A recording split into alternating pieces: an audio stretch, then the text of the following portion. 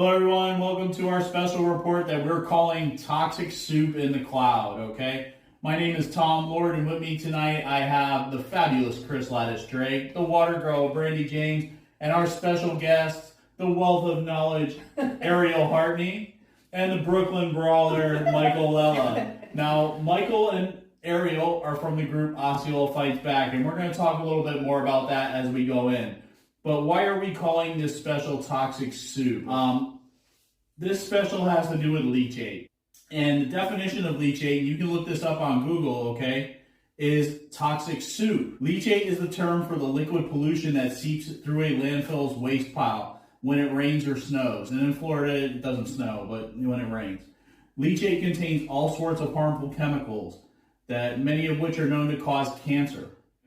And the reason why we're talking about this and doing this special is, I don't know if you might have caught this. It was one of our blip videos on Facebook. About a month ago, Councilman Dave Askew had brought up during a city budget meeting that he believed that the city acted in haste when they came to a decision back in 2019 to ban leachate. He believed that the city should look at this again and consider taking in leachate again because he has talked to the workers himself and said that they can handle it safely. So watch this clip. Mayor? Yes. Would it be possible just to add, kind of throw something in here just before we get rocking and rolling? Yep. So just a real quick history, and I appreciate you letting me speak here. I've been touring a lot of the septic facilities, including our own, basically the poopy plant. And the reason I was doing that is to try to get some good data to figure out when we asked to not bring the leachate in, and we all agreed to that. And at the time, we were going through some scary moments of coal ash and some other things. So it just dawned on me to I would like to get some more data in it. And we tried it at that point. So I toured yesterday Toho his plant, and thanks to Todd Swindle, gave me a nice little tour along with his staff. And of course, our own plant we toured. I did some research with EPA and some other things, and talked to as many people as I could talk to. And what I came to realize is that the leachate is really not the problem. Our facility seems to be able to handle it. Toho's facility seems to handle it. And what dawned on me too is even our staff just they said it in a way that was really respectful, but part of it I'm like, we didn't really listen to staff because it's not a problem for us. They actually brought it up. They're like, it would have been nice, if you're an engineer, I'm not going to go against an engineer because I'm not an engineer. They're like, this is what we do. We take pride in it. We really enjoy what we do. When we have a problem, they treat our plant like you treat your stomach. When something goes bad into your stomach or something goes bad into our plant, they have a way to manipulate it and fix it. There's too much ammonia. They know what to do. So I feel like we made a decision that probably wasn't in the best interest of our citizens, in the best interest for ourselves. And I actually feel bad that I voted that way because I think I was scared. Really wish I could go back and change it, because what's happening now is we're starting to see what the JED is going to do. They don't have a choice but to basically come after the city of St. Cloud. I'm not sure if I can even talk about some of this stuff, but I'd love to be able to, find a solution. One of the solutions is that we take the leachate back. Now, if you don't remember, back in 2019, the JED landfill was taking in coal ash from Puerto Rico, and it raised a lot of concern from citizens due to the adverse effects it can have on the health of a population. The long-term exposure can lead to liver damage, kidney damage, cardiac arrhythmia, and a variety of different cancers and things like that.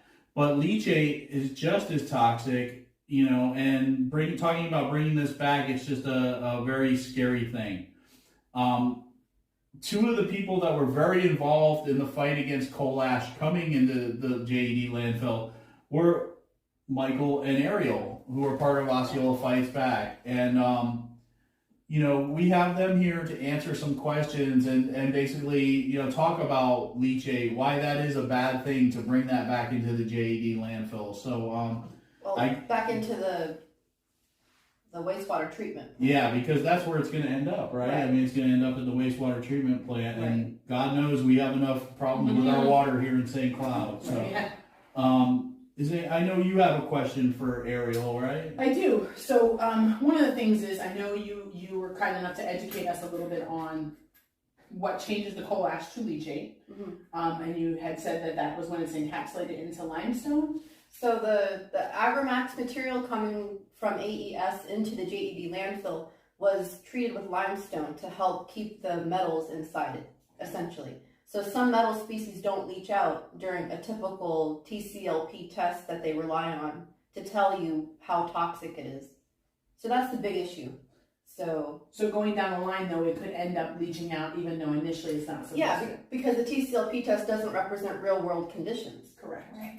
Kind of like what happens with the resin in the water and how it mixes with the ground chemical. So one of the things is, I think maybe, is there a way for you to explain to everyone what coal ash actually comes from? What creates the initial coal ash? Right, so it's coal combustion residuals. So just burning coal results in coal ash. Okay. So different steps within a coal burning power plant results in a different type of coal ash. And essentially what you've got coming into JED was a mixture of bottom ash and fly ash. Okay. And so depending on which one you're talking about, the particulate size is going to be different as well. So as far as people living near the landfill, fugitive dust can be an issue when you take in fly ash because it's more likely to be picked up by the wind and moved around. So it would be more breathable in. Yeah, exactly. Okay. And then another thing that we had asked about was, obviously, Brady and I are fighting our own water issues, but the other thing is, what happens to it when it seeps into the ground? Can it get into your water basin, basically? Yeah, so the landfill is designed, though, to keep that from happening.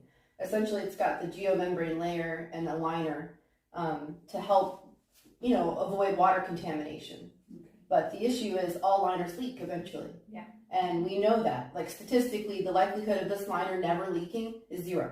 Yeah. You know what I mean? It will. So it will leak. That's comforting. Yeah. Quite comforting. But whether that will create a groundwater plume of contamination that would then travel and contaminate people's wells, that remains to be seen, because that would take a large amount of contamination or a large amount of groundwater being contaminated and traveling. And so, the engineers, when we brought that up during the county meeting, they assured us that wasn't a possibility because the wells are a good distance from the landfill. Well, I know you have some questions too, Tom. Yeah, definitely. I mean, both of you have been fighting this issue for a long time. Can you just kind of just tell us about how you guys came together as Osceola Fights Back, a little bit about your background, how you came to know so much about this issue and in general? So whoever wants to start. I can start. I mean, when the coal ash was coming in from Puerto Rico, and they made this April 1st decision without informing the public, a lot of people energized to find out, what's going on. So we formed a group, Osceola Fights Back, no coal ash in our trash. And we got people together to discuss, open discussion, to see what's going on, what are the issues. Experts came in. Obviously, Ariel is an expert, and she also relies on other experts for her information. So, we've been doing that since 2018, 2019. And then, of course, we attended several meetings with St. Cloud. It wasn't a quick decision. I don't remember exactly how many meetings. There was at least four, I believe. 4 meetings where they were learning. The city was learning as they went, and the more information they got, the more scared they were getting, because they realized, okay, what's going on here? Right. So it wasn't a hasty decision as it. Yeah, that was going to be my follow-up question. It was not anything but a hasty decision. In fact, I would have to say that the city relied on us a lot. And when they start talking about lawsuits and stuff. It sounds very familiar. When I had to educate the mayor on the water treatment process, it was kind of eye-opening, considering, the circumstances. So it's not surprising to me that you guys went through the same experience. Yeah. So when I saw this video of the workshop in August, I was kind of shocked to hear that, because I was like, well, that's not really what happened there. Right. And my concern is, obviously I'm not an expert, I'm a citizen like everybody else. And we need to be informed exactly what's going on, because if we don't, bad things happen. Right. Yeah. Especially when people are telling you things that are not accurate, not true. And especially the testing, the way it's tested, which is not the proper test, as Ariel will tell you.